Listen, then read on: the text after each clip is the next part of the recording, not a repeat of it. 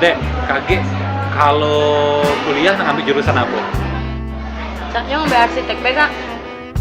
Arsitek? Emang kenapa ngambil arsitek? Soalnya pengen desain kuburan-kuburan yang indah. Kuburan? Buat apa? Untuk kuburan yang gak hubungan kita.